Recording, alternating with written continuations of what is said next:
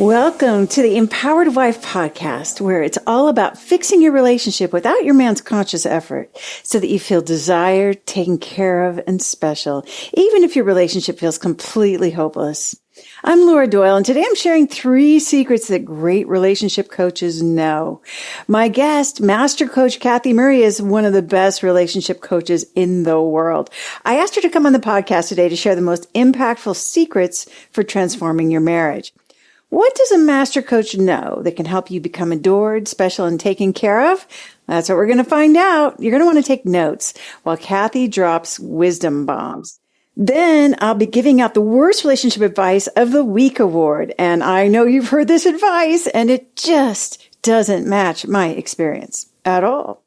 All of that's coming up. But first, let's talk about 3 secrets great relationship coaches know. When you're struggling in your marriage, you just want someone to help you fix it or fix him or do whatever it is that's going to help you stop hurting and feeling hopeless. That's what relationship coaches do, but most people are more familiar with marriage counseling as the resource for a struggling marriage. So what's the difference? Here are 3 secrets that great relationship coaches know that you can use to fix your own relationship. Secret number 1, we teach best what we most need to learn. When I was struggling in my marriage and I had my eureka moment of figuring out that I had the power to make my marriage either playful and passionate or tense and distant, I was both horrified and elated. Horrified that I'd been making it tense and distant for so many years, and elated that I now knew what to do to make the future playful and passionate. The problem was I couldn't sustain my new practices at first. It wasn't until I started talking to other wives about how to make their marriages shiny again that those new practices started to sink in and become my habits. Paying it forward to other women had the effect of giving me guardrails on either side of me that kept me safely on the road that I wanted to be on. I remember thinking I had to clean up my side of the street because that's what I was asking the women in my tiny support group to do too. I felt that frightening but motivating feeling that I was accountable to those women to be accountable in my marriage. So I stretched a little further and got a little braver and apologized a little more and used a little more duct tape to keep myself from saying things I would regret. That made a big difference in my success. In other words, encouraging them to use the intimacy skills in their marriages spurred me on to develop the habits that created the sweet marriage I have now. That's why paying it forward is one of the pillars of the connection framework that we know contributes to lasting success with fixing your marriage. Secret number 2, there's no such thing as working on a relationship. There's only 2 people working on themselves. Sometimes your husband doesn't put in the work you wish he would on the relationship, and that's painful. It's hurtful because it makes you wonder if he even cares. Of course, he's equally responsible for making things work in your relationship, but relationship coaching is about what you, as a wife or girlfriend, can fix. And the best part is, he doesn't even have to be on board. In fact, it's powerful and important to stop focusing on what he's doing so I can focus on what I'm doing. What am I doing to make myself happy today? Am I focusing on the experience I want to have instead of the experience I don't want to have? Am I cleaning up my side of the street, regardless of how messy his side of the street looks? Those are the million-dollar questions that lead to the breakthroughs that we hear about all the time, where he comes back and he apologizes and holds your hand or spontaneously says he loves you. Secret number 3, the problems in your marriage are what makes you qualified to be a coach. Relationship coaches are mere mortal women who have struggled in their marriages, and they have some valuable experience to share. Sometimes women come into coach training thinking they are complete frauds because their marriages are still struggling and they're not sure how it's ever going to get better, but they want the highest level of support for their marriages that's available, which is relationship coach training. But having a breakdown is part of what makes you qualified to be a relationship coach. And working through those challenges in relationship coach training is the best way I know of to fix your relationship, because you're immersed in the intimacy skills and our unique coaching methodology and a community of like-minded, highly committed women. It's all about creating emotional safety and a sacred space for another woman. You don't need a perfect marriage to be a great relationship coach, thank goodness. What makes you qualified is that you've had transformation, and that sometimes starts with a very big breakdown. Training to be a coach when it's still broken down is a great way to set your intentions to becoming a ridiculously happy wife. The best relationship coaches in the world struggled in their relationships, and then they took action to create a better response from their husbands. That's what makes them so effective. What makes them qualified to be a relationship coach is that they've been in painful relationships that they've transformed into passionate unions. And that makes them more effective and credible than the most impressive diploma on the wall ever could. If you're wondering how to get started with fixing your relationship and making it shiny again, then you need a roadmap. Get 6 simple steps to follow that will set your relationship up for success. Discover 3 common mistakes that wives make trying to fix their relationship that just make things worse when you download my free Adored Wife Roadmap. You can do that at getcherished.com. Go to getcherished.com now to get your roadmap in minutes. My guest today is Master Coach Kathy Murray, one of the best relationship coaches in the world.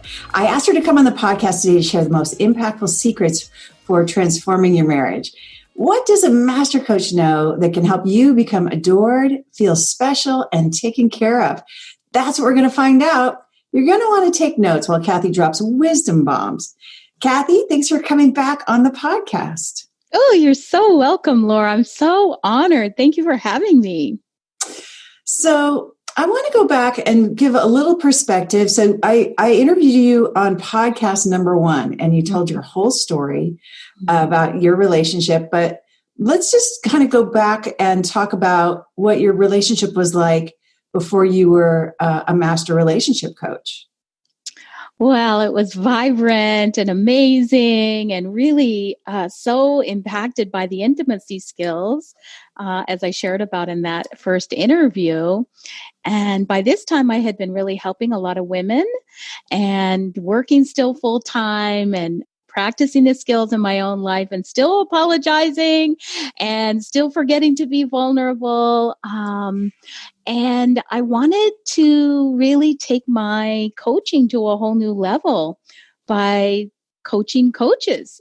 And I just saw that my experience over, more than a decade of helping women, leading your workshop and helping women over the phone for all those years and keeping my own marriage vibrant and happy and not perfect, that really it felt like it was the next best step for me to take it to a whole new level.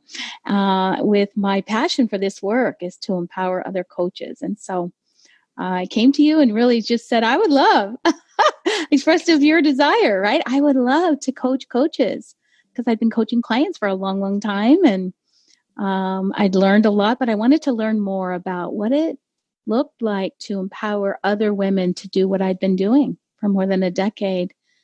So thank you for finding a way for me to do that. It's been the funnest way to grow into becoming a master coach, is to learn how to empower other coaches to be effective coaches and to continue to coach clients and practice the skills in my own life. And how did you have to grow and stretch, or what did you have to do differently from just going from being a coach to becoming a master relationship coach?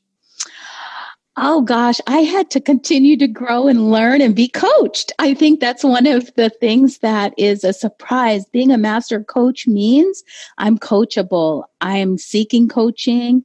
I'm looking at my own blind spots. I'm willing to consider another point of view. I seek out mentors who are wildly successful at doing what it is that I want to do. Obviously, we love these skills and we're experts at this point in in practicing them. What I mean by that is that we've been practicing them for a long time together, you and me. And so, but this whole idea of coaching coaches or creating coaches was a whole new body of work. And so I sought out training, I sought out mentors, I read books, and really trial and error. Got on the phone, realized where I was in my own way. Maybe I was kind of still thinking I knew it all, and really got to see that that there was another possibility, that listening, bringing these skills into creating a coaching business, Laura, was the pathway that I really realized through trial and error. That was, wow, these skills work even in business, even in relationships with coworkers, even in relationships with our kids or our in-laws. It really was so vast. Began to see how powerful these skills are in all areas of life. So I want to go back now. Let's talk about what first attracted you to becoming a coach. Oh my goodness. I wanted to be brave like you and share my story, because I had hidden out for so long and never told anyone about my struggles in my marriage. And it just never dawned on me that the pathway to becoming a powerful coach was sharing my story. And I felt like it was almost like an intuition. Like I knew this is what I had to do, as scared as I was to do it. I didn't want to. But thankfully, I think one of the things that's surprising about becoming a coach is being open to receiving the mentorship and love and stand for you or another that maybe you don't see in yourself, that others see in you, and to choose that faith over fear and really step into bravely sharing where maybe you just felt embarrassed. Or I know for me, I just felt like, who would want to know my story? How is that part of this equation of becoming a coach? Right. And you just always knew it was. Well, and how much does that come into play as a master coach now? Oh my gosh, it's everything. Yeah, it's everything. I think it's really the gift and the secret is sharing your story with other women very vulnerably and safely. It's part of that connection framework that is so critical to being a coach or being a student of this work, is this connecting with other women and sharing your story. And so, and you had a moment, you went on the BBC, right? You were chosen as top 100 women, and you told your story. And what happened from that? Oh my goodness. It went viral. It went viral, and all these thousands of women reached out. And I remember one woman, she said to me on the phone, I want the 180-degree transformation that you have. And I was so taken back, because at that time I wasn't taking on clients. I was really coaching coaches, and I wasn't available to coach. And she just was insistent. She inspired me so much at her desire. It was, I want you to be my coach. I want it's like me calling you, right? Oh, Laura, I want you to help me save my marriage, right? When you see what you want, it's like open yourself up to that love and that support, that mentorship. So I said yes to that woman, even though I wasn't taking clients, because I was so inspired by her. And she just changed everything in her life. And I was so honored to get to walk that journey with her. So being open, and being coachable, and being willing to receive the reaction that people have to sharing your story. I just had no idea that story would go viral, and so many women would reach out and say, me too, or I can so relate, or I want what you have, and how do I get there? And oh my goodness, it was such an honor, such a thrill. What was the scariest thing about your story to share? Oh, that I was so controlling and disrespectful. And that as a result of that, my husband didn't want to have anything to do with me in the intimate way. And that was embarrassing. Yeah. And then it's kind of crazy that that's part of what had people clamor for you as a coach. Because they heard that. So now so that's you as a coach, it made you a very in-demand coach. I mean, you already were, but it became even more popular. Mm-hmm. And but I think there's a little bit of a price to pay too. I think you didn't anticipate that it would go viral and reach the United States, right? You thought it was the BBC. That's in the United Kingdom and maybe other parts, maybe in Canada or something. But you didn't expect it to get here and actually reach maybe your friends and family. Mm-hmm. Yes, I had friends reaching out to me too, and girlfriends who didn't know, and several of them, ended up studying with us and transforming their lives. And, the ripple effect, you just don't realize the ripple effect you can have on a family in that neighborhood or that community. And even other publications found that article and reached out and wanted to also share my story, which was such a big surprise. Even a documentary was wanting. Someone wanted to do a documentary too. So it's really been a big surprise of becoming a coach. This whole concept of sharing your story and realizing that it's what has women see something for themselves. As scary as it was, it's just become now so natural for me to share my story, where for a long time, as you know, I was so scared, so embarrassed. And I think it's the one thing that I'm appreciative of is this ability to kind of get out of my own way and share my story. If I can help one woman or a whole community of women can see themselves, something for themselves, it's worth it. It's worth getting over my embarrassment or my fear. Yeah. And so that's from the perspective of wanting to really make a difference in the world with women who are hurting in their relationships. But what about like for a woman who's listening and says, yeah, what does this have to do with me and the intimacy in my marriage? Telling her story. Yeah, I hear there's not every woman is going to have the crisis that I had. And some women have a good marriage and they just want it to be even shinier. And I think that's a valuable story too, because I'm one of those women now where I have a really beautiful marriage, and yet I can still relate to sometimes being low on self-care and needing the inspiration of other women. And when they share their struggles with that, I can relate and go, oh yeah, me too. And yeah, there's this camaraderie, there's this empowering women piece that I don't know, just gives me great strength and inner peace and confidence to know I'm not alone. So describe what's your day like as a master relationship coach? My day is filled with so much joy. Oh my goodness. I get to coach coaches. I get to talk to women who want to become coaches and join us on our mission. And I'm inspired. I'm moved to tears at their courage, at their desire to have an impact in another woman's life where they already have transformed their marriage, or maybe they're still on their journey and they want even more. They want to immerse themselves, take it to a whole new place. And what they want to create in their families is so moving. And I get so excited for them because I kind of know how the story is going to end.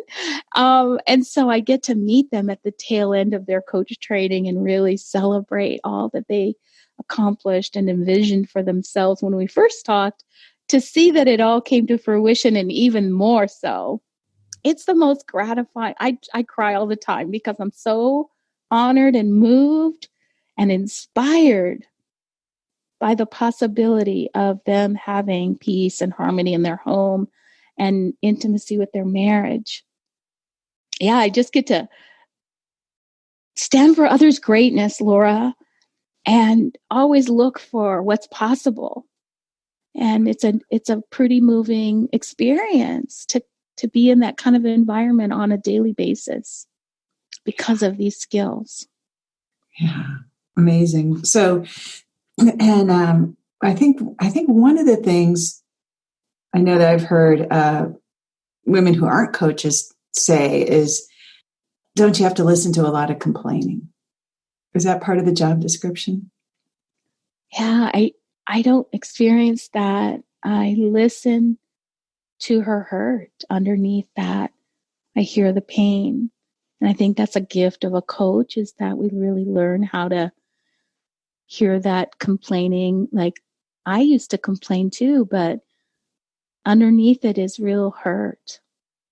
And so I don't hear it as complaint. I hear it as desire for transforming that into something that she can feel dignified about, be proud of. And so as a coach, I think that's one of the gifts that we get to learn in coach training, is how to listen powerfully and stand for another woman's greatness. Yeah, it's beautiful. And what's something that people seem to misunderstand about being a coach or getting coaching? Yeah, I think the big misunderstanding that I see pretty consistently is women wanting the answer. Tell me what to do. What's the answer? How should I do it? And I can relate to that too. I wanted to know the same thing, but the truth is that she is the expert in her life. And she knows what is best for her. And as a coach, I only have my experience to share. And of course, I've learned from you how to share that experience in an inspiring way, where maybe she can be willing and open. And this is, again, another misconception, right? Being open and being willing to experiment and try something that maybe you've never tried before is one of the blessings, I think, of coaching. Is like, oh, I get to try this out. And if I like it and I get the results, oh my gosh, I'm winning. And so, yeah, I invite women often to be open and to consider that they know, they have it right here inside. They know what's best for them. I'm never going to know what's best for them. I'm never going to tell them what to do or what to say. And You're not going to tell them what to do? I'm not. I'm not. But here they're coming, right? They've hired you because they want to know what to do. Yes, I think this is a big challenge with clients, is they do come to the call with a long list of questions. They have this agenda. I remember I came to you with an agenda too. How do I get the sex back, Laura? Just tell me how to get the sex back.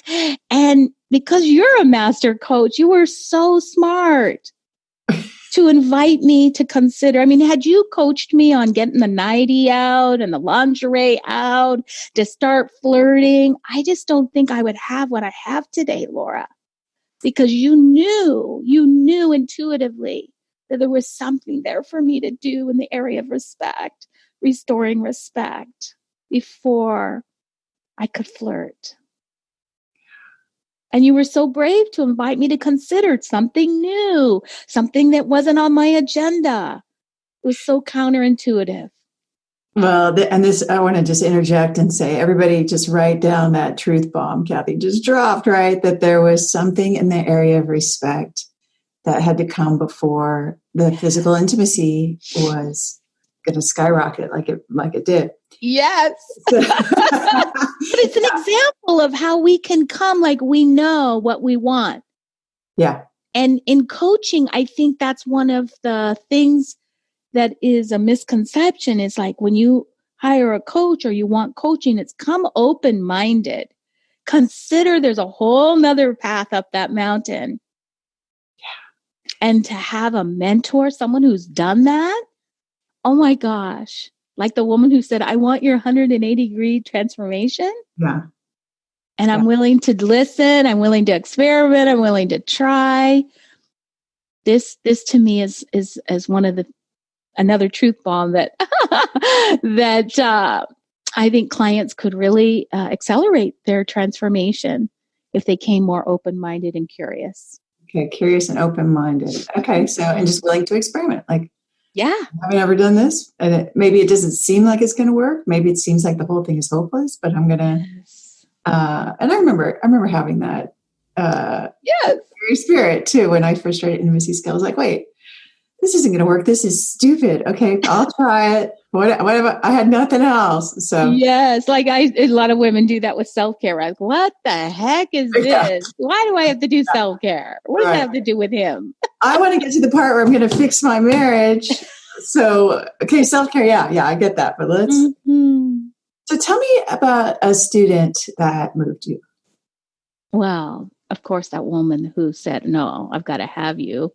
I want your 180. But lots of students move me when I'll tell you one student who moved me tremendously. She was coaching and she really got stopped and decided that the coaching was no longer a fit for her. And she stayed stuck for, a month or two, actually. And she circled back after a month or two of really being mad or disappointed or frustrated, and came back and shared a story that all during that time, she realized she was in her own way of realizing the benefits of the coaching.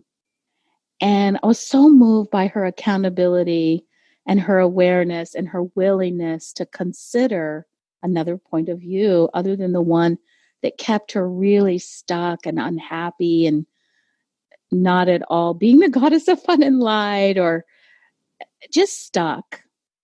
And I can just so remember the times when I too got stuck, Laura, where I just, I'm not going to do it, or he's wrong or she's wrong, And I was moved. I was really moved by her accountability and her willingness to take responsibility. She apologized to me and just realized what a gift the coaching was. And we dove in and coached together for another 6 months, and she just flourished. She skyrocketed beyond 180 degrees transformation. Mm-hmm. Yeah. Sounds good. So, what makes you feel inspired? How do you keep yourself inspired and continue to be your best self? I think that's a great question. I thought a lot about it. I'm inspired every day. And I think a lot of people will say I'm like this Patty positive, really always full of hope and possibility. And perhaps that's because I've been doing this for such a long time that I just see the miracles every day. And I've experienced them in my own family. It's so far reaching in my own personal family. And that's what keeps me inspired, is seeing my own family. I pinch myself that I have the family that I have today, and the peace and harmony and intimacy that I have. That inspires me, that I got to be the agent for that change and to change the culture in my home and my family after, previous decades and years of not having that. But I'm also inspired by our clients and their courage. And I'm inspired by our coaches and their willingness to be vulnerable and share their stories, and to hear the client wins that they share on our coaches calls is so inspiring. And hearing the stories on your podcast, right? It's just, this too is such a gift that we've been able to provide this year. It's women hearing real women's stories that are so inspiring. So the intimacy skills, when they're practiced, I've never seen them not work. And when I see the results that women get, it's really inspiring. It gives me so much joy for any woman, anywhere in the world, to be able to have and create what it is that she wants. This really is the spot to be for that kind of inspiration in a way, right? I love that. Yeah, old quote where miracles not only happen, they happen all the time. I'm paraphrasing slightly, but that's yeah. All the time. Yeah. So plugging myself in here, Laura, leaving my corporate job 7 years ago to really dive in all the way. It's been the best decision I've ever made in my life to get inspiration on me every day and to see miracles and marriages saved from divorce and families healed. There's nothing like it. There's just nothing like it. Preaching to the choir here. But well, I hope the listeners are hearing that to be an agent for ending world divorce, like there's something I'm proud about. Like I'm contributing to society being a better place. And especially in these times, the divorce rate is up so much this year and so many hurting women have reached out. And I'm so proud and grateful that we get to do this work at this time. Yeah, it's incredibly purposeful, right? It feels very meaningful. Yes. And you get acknowledged for that also, which is really gratifying. So It is. Talk about your receiving muscle stretching. I've had to grow so much in that area because it's uncomfortable, right? It's like, oh, okay, thank you. Yeah. To sit still while someone acknowledges the impact you've had in their life without redirecting the conversation or shrugging it off or dismissing. Yeah. Okay. So this is another aspect, right? That's kind of goes back to the receiving. We're talking about really strengthening the receiving muscles is part of being a good coach. Yes. So tell us what's one thing that coaching has done for a client that you didn't expect? Oh gosh. One client got this huge raise at work because she started practicing the skills at work after she was transforming her marriage and she was feeling like that crisis wasn't so much at the forefront. She just decided to experiment and practice the skills at work. And she kept getting promotions and raises. And that was something I didn't expect when she first came to coaching, right? It was all about her marriage and her family. And then by the time we were done, she was like this different woman at work. Not only did she create the vibrant, happy marriage, but she got all this success at work. She was a changed woman at work. So that's one example of a surprise that I didn't expect with a client, even though I've had that same experience. Sometimes clients you think, oh, it's going to take the whole time to just work on this marriage, to make these skills your habit in this marriage and to have this family be the focus. And so just to see her accelerate in her practice of the skills, to bring them to her workplace and experience that changed woman, get that feedback from people. It was such a joy to watch her do that. It's not obvious, right? That the skills are something you would use. They're called intimacy skills. So yes, it doesn't necessarily, it's not a natural leap. Like, oh, I'm going to use this at work and that's going to change the way my company responds to me. But that's something we see happening. Yes, I was going to say another story I shared when I found these skills and was saving my marriage. I realized, and I was sharing this story with a client, that I was disrespectful in my first marriage. And I shared this on the first podcast. And due to my sharing that story where I reconciled with my first husband, she then reconciled with hers and went back and apologized for all the disrespect in her marriage. And I didn't see that come. I didn't even know she was married before when I was coaching that client. And so it can really, again, back to the sharing of the stories, inspire actions and results that you never could imagine or see coming. If you're brave enough to share the embarrassing bits, yes, it's going to make somebody else get inspiration for themselves.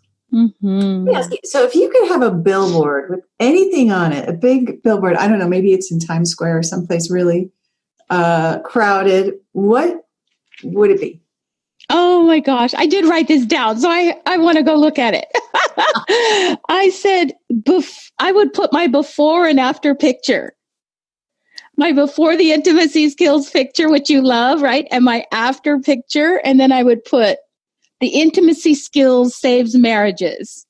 Okay, now you got to describe the before picture and after picture. Oh my gosh, the before picture is so embarrassing. Oh my gosh, but it's so, it's such a picture of how it was at my house. And so it's this family photo and everyone is so mad in the picture. Just madder than all get out because I'm controlling them all, trying to pose for this picture. And it's not the one we shared, right? It's the one you don't share. You didn't send that one out to all your No. Okay. We sent them the fake one, right? With all the fake smiles. Nobody was happy at all. But this before picture was so how it was at my house. Or everyone was mad. No one was getting along. There was constant fighting. And then there's this vibrant, happy, intimate family picture that is after the intimacy skills. And so for me, it's just pictorially because I'm a visual person. So it's like the before and after.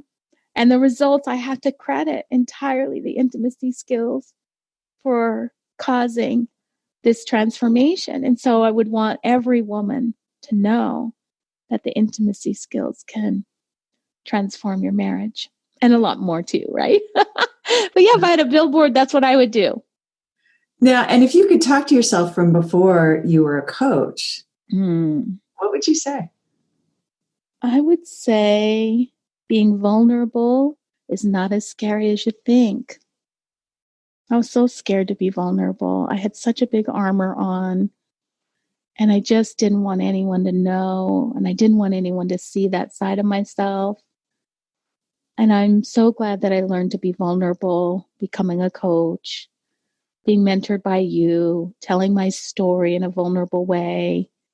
It's just been such a healing and a transformation that I never expected, becoming a coach.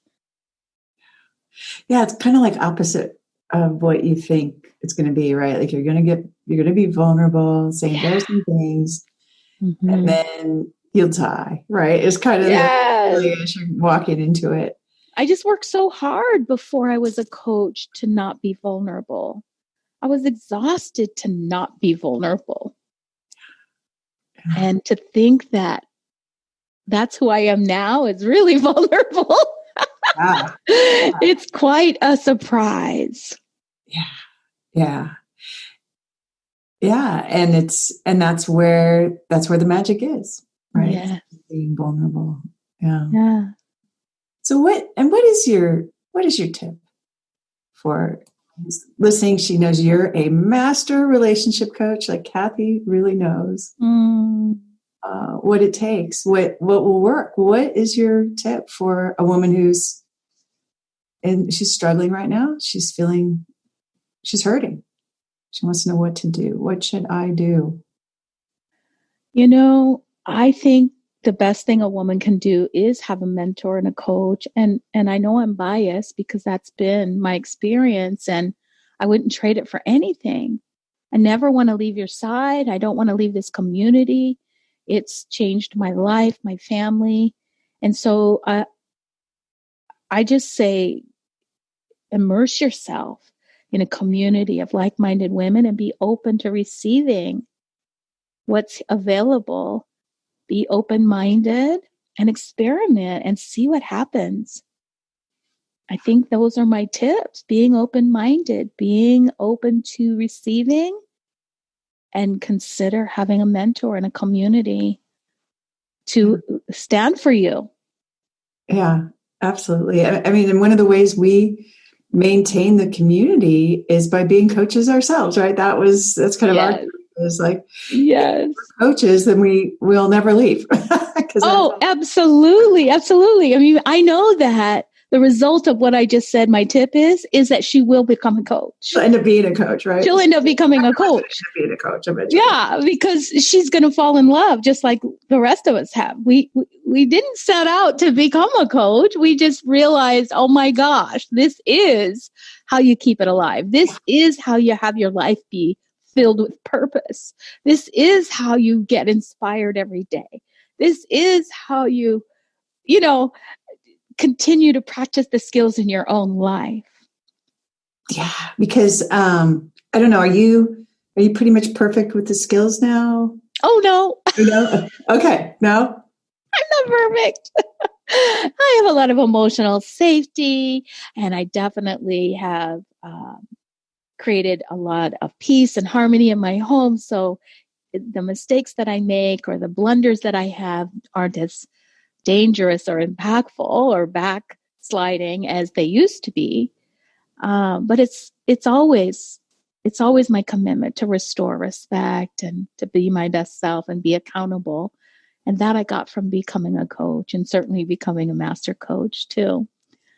But no, I'm not perfect. I still try to tell them how to drive sometimes. Yeah. Only because I hardly drive myself, so it's kind of my way of driving. Yeah, I think being a passenger is hard. I still think it's hard. You can see everything. Yes. It's a great metaphor for surrendering, right? Not trying to control. That's right. What you can control. But and you must have some pretty good superpowers when it comes to surrendering after 19 years of practicing, no? Yes, I think I do have some superpowers. I mean, phrases like whatever you think, which is the first phrase I try, just roll off my tongue easily. It's just so fun to refer him back to his thinking, and there were times when that was really hard to do. And now it's like, huh. And the dishes is another one. Laura, I just never do dishes in my house ever, ever, ever. It's almost like I don't feel like the kitchen is my room anymore. He just wants to do it all, cook and clean. And it doesn't sound like you miss the kitchen that much. No. And I get to receive, and that's a superpower that I've gained from becoming a coach is receiving. And I think it's been another big surprise at what that feels like to receive graciously and the gift that it is to another, whether it's my children or my husband or the coaches here or clients or the general public. I have vendors who say, wow, I've never worked with anyone like you. You get that a lot. Yeah. And what is it they're responding to that's different than when they work with other people? I think we carry ourselves, at least I know for me, I come with a spirit of gratitude. And so when I work with vendors, for example, I'm just always expressing my gratitude or a desire. And they're just so quick to want to make it happen for us. They're as invested in our mission as we are. And I just love that they're inspired by what the work that we do because of how we carry ourselves, right? Yeah. Well, Kathy, I love all of this. Is there anything else that you want to say to the listener who is just, how do I get started? What is my next big move? What else should she do? Well, obviously, I think she should get a roadmap. It's on your website, and it's the first place to start. I obviously am a fan of all your books, but that roadmap really is a guide if you're looking for something real quick. And once you get that roadmap, we're going to give you some really inspiring steps to take to kind of start to sample what might be possible for you. And eventually you'll be in one of our communities and we'll get to talk one-on-one too. I bet we'll see you on the pathway to becoming a coach. And that's certainly my delight to get to meet those women.